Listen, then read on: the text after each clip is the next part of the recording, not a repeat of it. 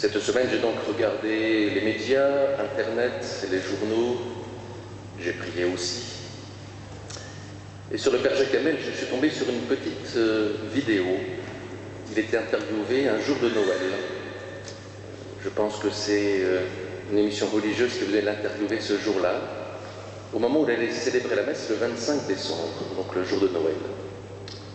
Et il était dans la sacristie avec l'animateur des chants, et ils parlaient ensemble. Et à un moment donné, il a parlé de Noël. Et il disait « Dieu qui se fait vulnérable ». Voilà ce qu'il disait. Et en pensant à ce mot « vulnérable », j'ai bien sûr pensé à lui, qu'il a été profondément vulnérable. Âgé, faible, complètement vulnérable contre de tels attentats. Et finalement, ce qu'il a annoncé dans cette vidéo, il l'a vécu lui-même, cette vulnérabilité. Ce qui apparaît chez ce prêtre que je ne connais pas, bien sûr, ce qui apparaît, c'est un don de soi. Il était encore au service à l'âge de 86 ans d'une paroisse. J'imagine que le curé était parti en vacances et il assurait ce service ainsi. Au service d'une paroisse encore à 86 ans, estimé de tous, le maire communiste de Saint-Étienne-de-Rouvray l'a manifesté dans ce qu'il a dit, dans l'émotion avec laquelle il l'a dit. Estimé de tous ainsi. Et je pense à cet évangile, un homme dont le trésor était le Christ, un homme qui avait tout quitté,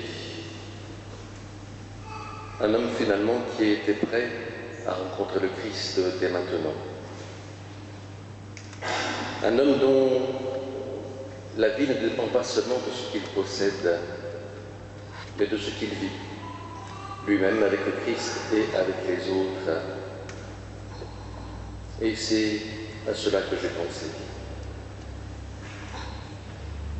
Cet évangile vient nous rejoindre ainsi avec cette petite parabole que donne Jésus.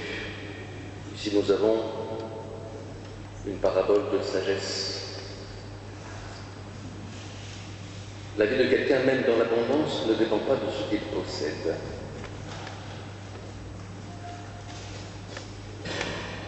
Cela m'a provoqué aussi cette semaine, cette phrase. La vie de quelqu'un, même dans l'abondance, ne dépend pas de ce qu'il possède. De quoi dépend notre vie?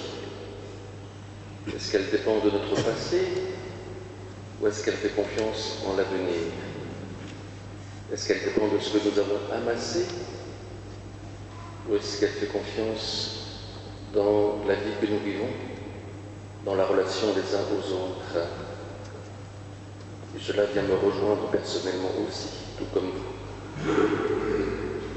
Je ne peux m'empêcher de penser à l'abbé Édouard qui nous a rejoints cette semaine, qui est arrivé en fin de semaine, qui est curé de la paroisse de Mampatime, au sud du Sénégal, dans un endroit pauvre.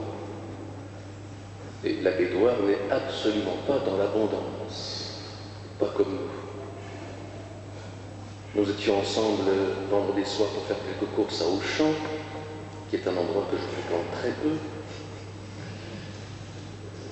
mais qui m'effraie tant qu'il y a de l'abondance dans ce magasin. Tant pour chaque produit, il y a un choix invraisemblable. Ça m'effraie, ceci. Et je pense à l'abbé Édouard, qui n'a pas du tout ça chez lui. Notre vie, comme le dit Jésus, ne dépend pas de cette abondance, mais dépend de ce que nous avons au plus profond de notre cœur, notre relation à Dieu, par le Christ, dans l'Esprit, et notre relation les uns aux autres.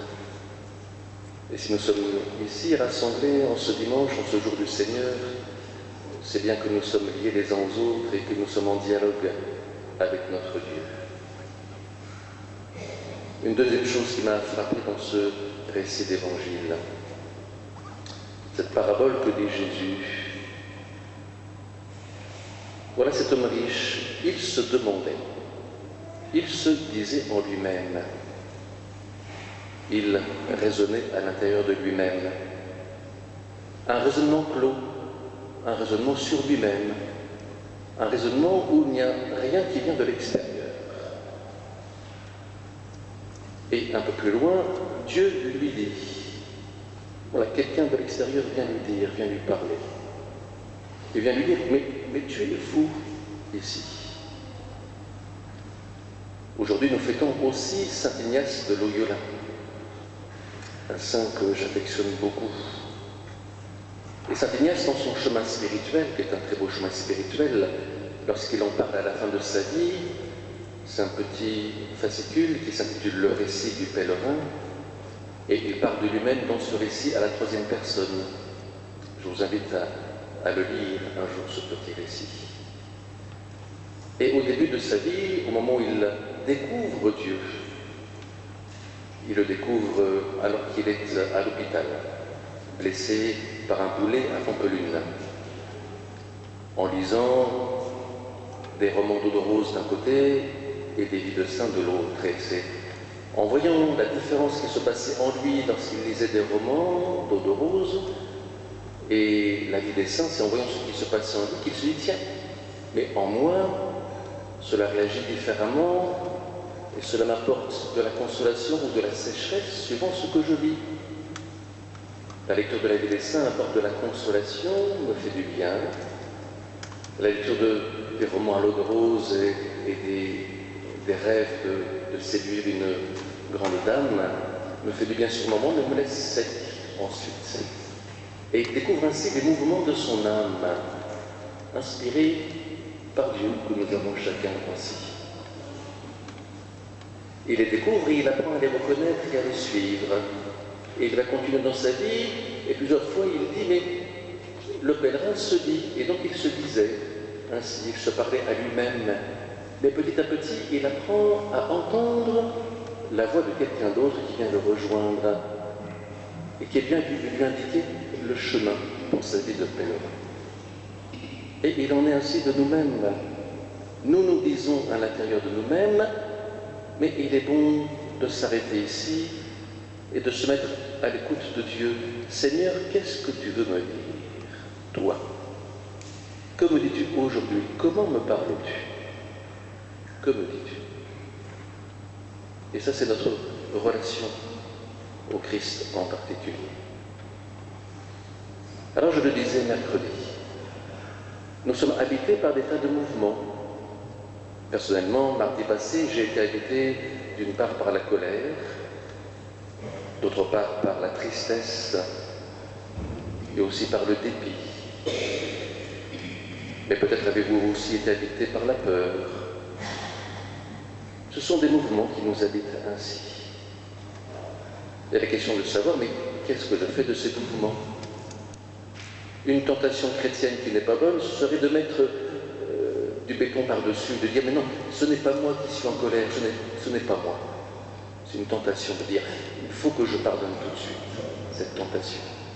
Mais non, reconnaissons que ces mouvements nous habitent, qu'ils font partie de nous-mêmes, et que nous avons à les assumer ainsi, ces mouvements. Et les ayant assumés, nous avons à avancer, à cheminer, et à écouter ce que Dieu nous dit. Mais toujours en accueillant ce qui est au fond de nous-mêmes, sinon, si on met une chape de plomb dessus, ça reviendra toujours. Et donc il s'agit d'avancer ainsi, avec ce chemin qui nous a invités à faire. Nous savons bien que le chemin, c'est vers la vie ensemble, nous le savons. Ce n'est pas facile, ce ne sera pas facile. Que le chemin, c'est vers la miséricorde aussi, ce n'est pas facile, ce ne sera pas facile.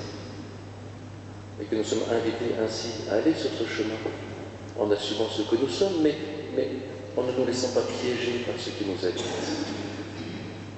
En l'accueillant, et en même temps, en étant en contact avec le Christ qui nous invite à avancer.